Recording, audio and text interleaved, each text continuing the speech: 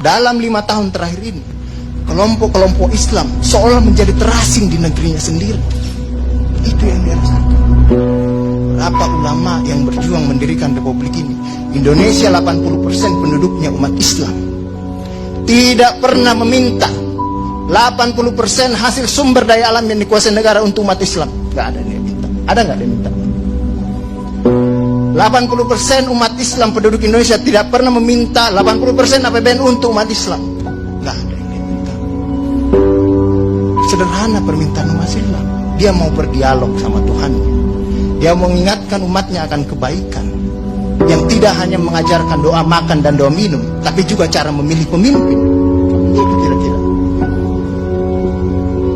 Inilah ketegangan-ketegangan.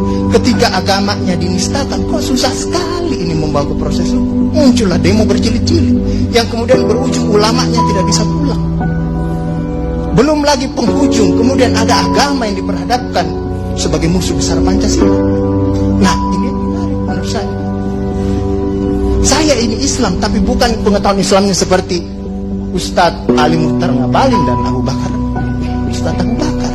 Tapi dengan segala awam saya terhadap Islam, ketika saya ditanya Pancasila itu di mana dalam kehidupan saya, maka saya akan mengatakan bahwa ketika saya lahir, orang tua saya itu membisikkan Pancasila di telinga saya. Cuma bahasanya bukan seperti yang tertulis dalam Undang-Undang Dasar. Dia membahasakan Allahu Akbar, Allahu Akbar, Asyhadu an la ilaha illallah, Asyhadu anna Muhammadar Rasulullah. Apa yang saya dengar di situ? Ketuhanan yang Maha Esa. Hayya 'alas shalah. Apa yang saya dengar di situ? Mari kita bersatu sama-sama, karena kita akan mendirikan sholat. Dan Al-Ankabut mengatakan sholat itu mencegah kamu dari perbuatan keji dan munkar. Ada kemanusiaan yang adil dan beradab. Saya dengar di situ. Hayya 'alal falah. Mari sama-sama menuju kemenangan. Kemenangan yang bagaimana kita peroleh?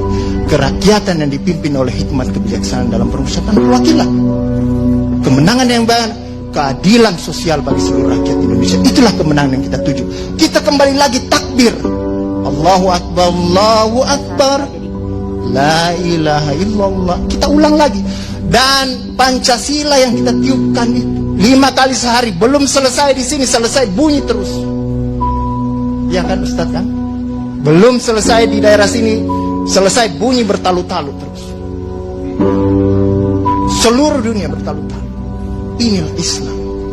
Yang kemudian sekarang dalam kelompok ini Ustaz Ali Muhtar Ngabalin, saya banyak belajar dari beliau. Inilah yang kemudian sekarang, kenapa kami mau diperhadap-hadapkan? Kenapa kami ada yang menjalankan keyakinannya ketika dia celananya cingkrang, radikal,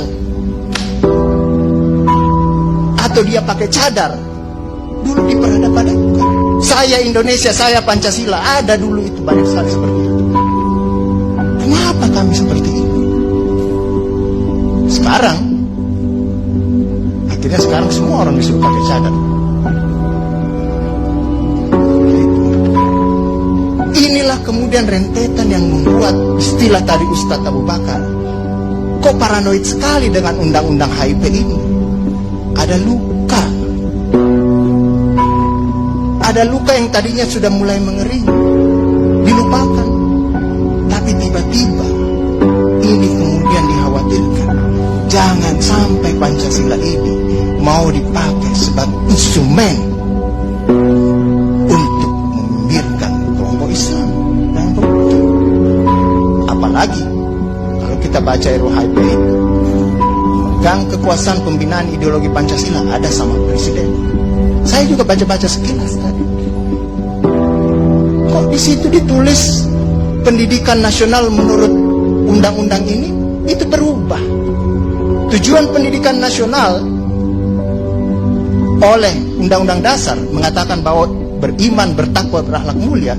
Di sini diciptakan pendidikan nasional itu bertujuan untuk menjadi tenaga ahli dan terampil. Ini kan mau dikasih jadi tukang ini.